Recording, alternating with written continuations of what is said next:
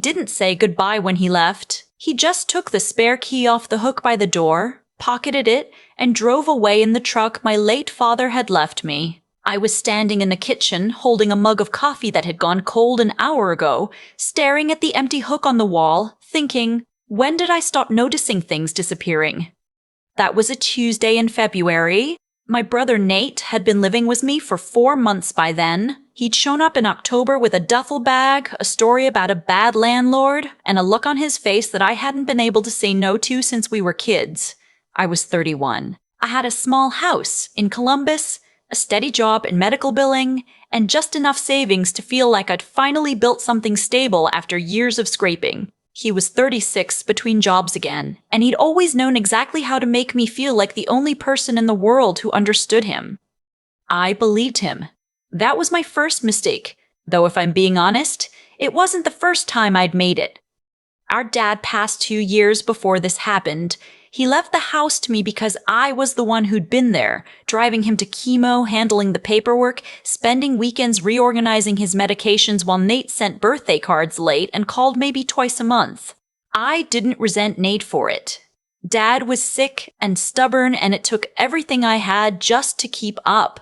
But I understood, even if I never said it out loud, that our father had seen something I kept refusing to see.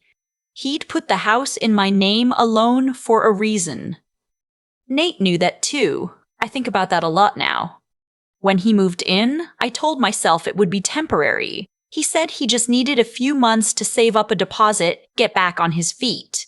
I said, okay, no rent for now. Just help around the house, job applications, forward momentum.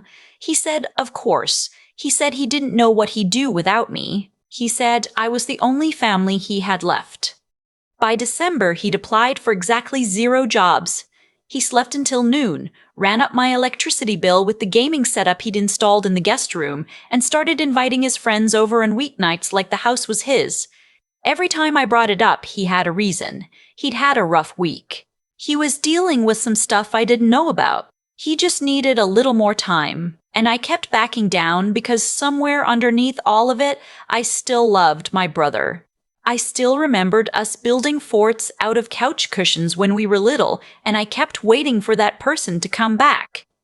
He didn't come back. I'm not sure he was ever really there.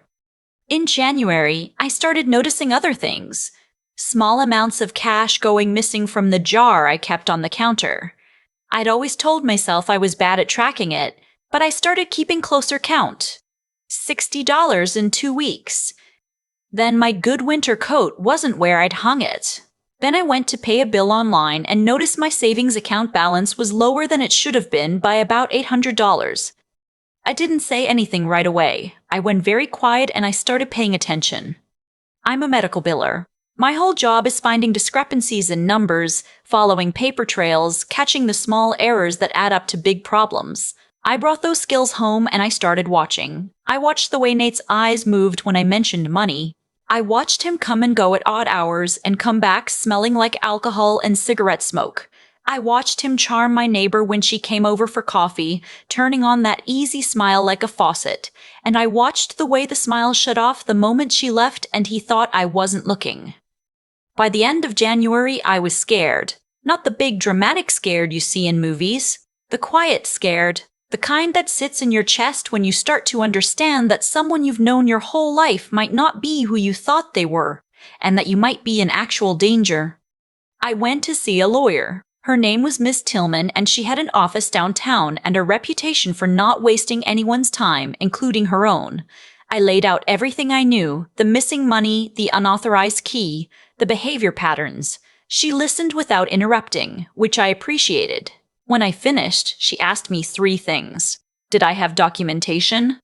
Did I have my financial accounts secured separately from anything he could access? And did I know the extent of what he might have done? I had partial documentation. I didn't have my accounts fully secured, and I had no idea how far it went. She told me to find out. I hired a forensic accountant, a referral from Ms. Tillman, a quiet man named Mr. Albrecht who wore the same kind of sweater every time I met with him and had a habit of underlining things twice when they were important. It took him 3 weeks, and when he came back to me with his findings, I sat in Miss Tillman's office and listened to him read through it line by line. My brother had not just taken the $800 I'd noticed. He'd accessed my account 4 separate times over 3 months, pulling smaller amounts each time, under $500 per transaction, because he knew I had an alert threshold set at $500. He'd also, at some point, gotten into my email. He'd been reading my financial correspondence. And he had, in what I can only describe as breathtaking audacity, reached out to my mortgage servicer posing as a family member inquiring about my account status. Mr. Albrecht underlined that last one twice. I did not cry in that office. I don't know why exactly. Maybe because I'd already done most of the grieving in the weeks before, alone in my car in the parking lot of a grocery store, or standing in the shower until the water went cold. By the time I heard it laid out in numbers and dates and transaction IDs, I was past the part where I needed to cry. I was in the part where I needed to act. Miss Tillman and I made a plan. It was important, she explained, that we do this correctly.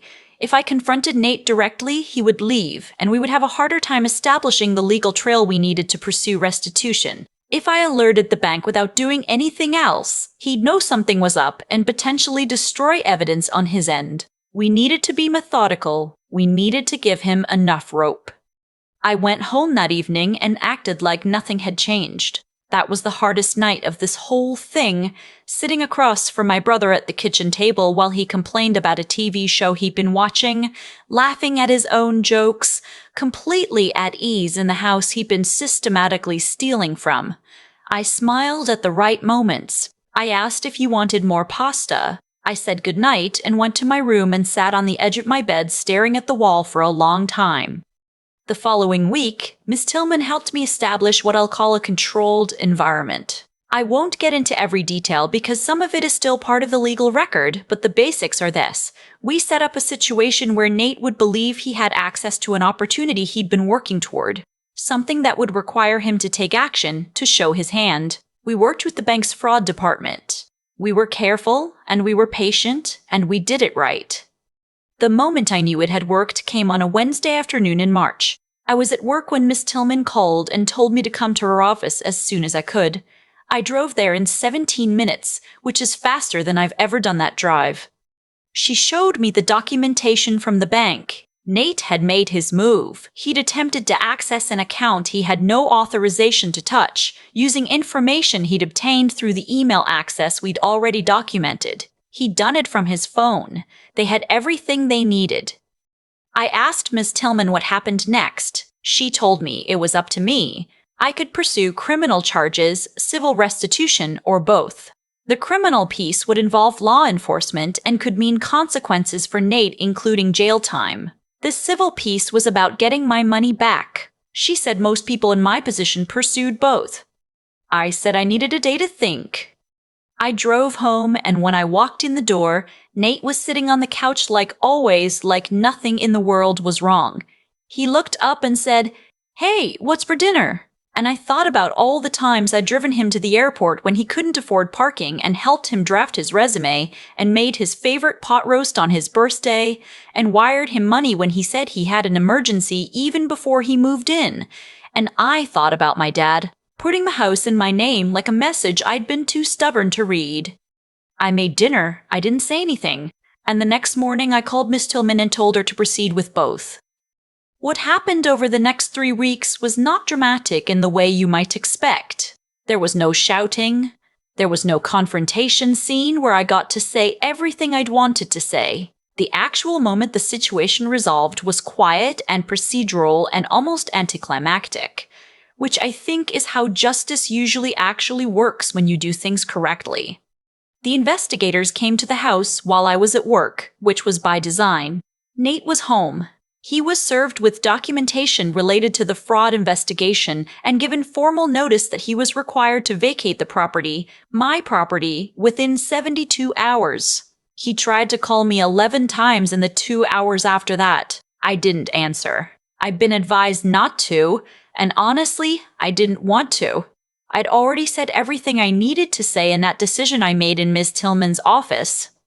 He left messages, long ones. The first few were angry. How could I do this to family? He was my brother. I was going to regret this. Then they shifted, and he started crying and telling me he'd been struggling more than I knew, that he had a problem, that he needed help, not legal action. Then the last two went quiet and almost calm, and he said he hoped someday I would understand why he'd done what he did. I saved all of them on Miss Tillman's advice and turned them over as part of the file.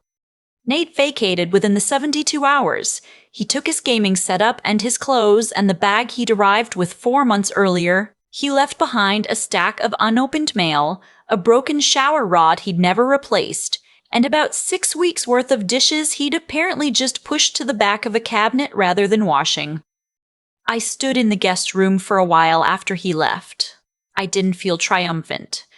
I want to be clear about that because I think people expect you to feel triumphant in a moment like this, and I didn't.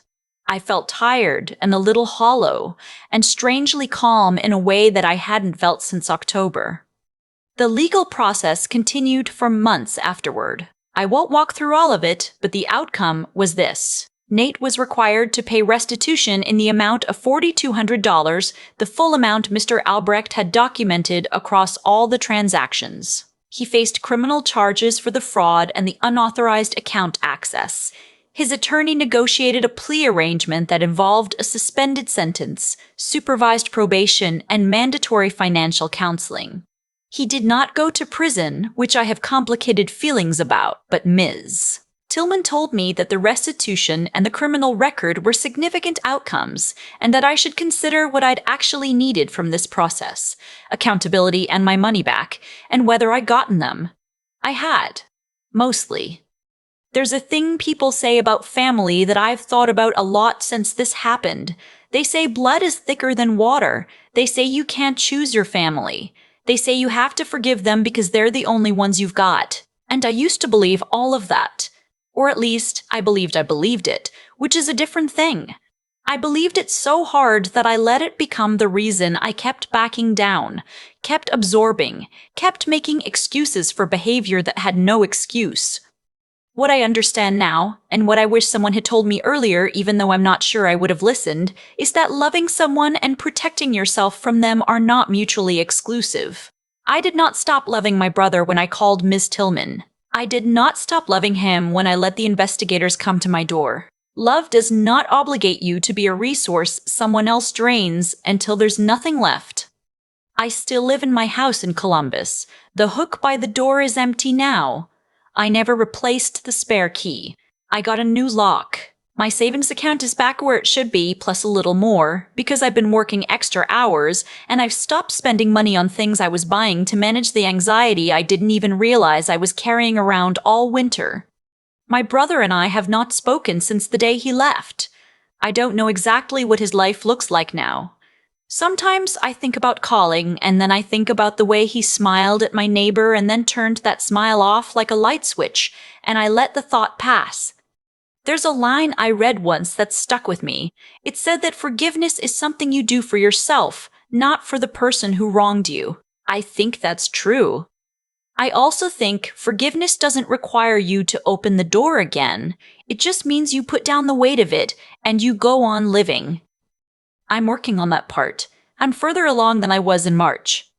And the house, my house, the one my father left me because he saw what I was still learning to see, is quiet and steady and mine. I still think about that Tuesday in February sometimes. The empty hook by the door, the cold coffee in my hand, the way I stood there so long that my feet went numb and I didn't even notice. What I've come to understand, slowly, the way you understand things that are hard to look at directly, is that what happened to me wasn't just about money. It was about what I was willing to see and when. My brother didn't turn into someone who would steal from me the day he moved in. He had always been that person. The difference was that I finally stopped making excuses for what the numbers were telling me. That's the thing about living honestly. Real honesty. The kind that costs something. I had to be honest about what I was seeing before I could do anything about it. Every time I noticed something missing and told myself I'd miscounted, I was choosing comfort over truth, and that choice wasn't kind. Not to me anyway. Kindness to yourself sometimes looks like sitting down with a forensic accountant and letting him underline things twice. There's a version of this story where I never called Miss Tillman, where I kept backing down, kept making pasta, kept answering the phone when he called. I know that version well because I lived inside it for 4 months. And the quiet fear I carried through that winter, the kind that settles into your chest and never fully lets you breathe, that was the cost of choosing not to know. What pulled me out of it wasn't anger. It was clarity. I am a person who follows paper trails for a living. I brought those skills home, and I paid attention, and when I understood what I was looking at, I made a decision to handle it the right way rather than the easy way. That took something from me. It took sitting across from my brother at dinner and smiling when I didn't mean it. It took trusting a process that moved slower than my fear wanted it to. It took being willing to be the person who made the call that changed everything, knowing I would have to live with that, and deciding it was right anyway. I don't think I'm remarkable for any of that. I think I'm just someone who got to a point where the cost of staying quiet became higher than the cost of acting. But I do think that getting there required something, a willingness to use my mind carefully, to hold myself together when everything in me wanted to either explode or collapse, and to do what was right even when it meant doing what was hard. Nate made choices too. He chose to take what wasn't his. He chose to do it carefully, strategically, over months, which tells me it wasn't desperation. It was a decision.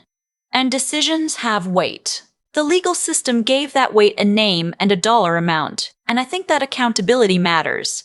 Not because I wanted to punish him, but because actions need to land somewhere. When they don't, the person who absorbs all the consequences is always the one who did nothing wrong.